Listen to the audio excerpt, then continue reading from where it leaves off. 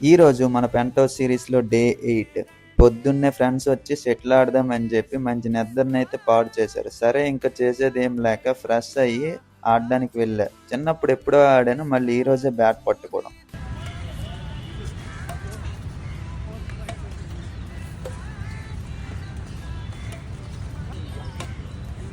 Game అయిపోయాక బయటకొచ్చి చూస్తే పప్పయ్య కనిపించింది. ఇంకా ఫ్రూట్స్ చూస్తే నేను అక్కడే ఆగిపోతున్నా. అదొక వీక్‌నెస్ నాకు. ఇంకా మన పెంట్ హౌస్‌కొచ్చి పప్పయ్య తిని మొన్న సండే ట్రెక్కింగ్‌కి వెళ్ళేటప్పుడు షూ బాగా బురదయిపోయింది.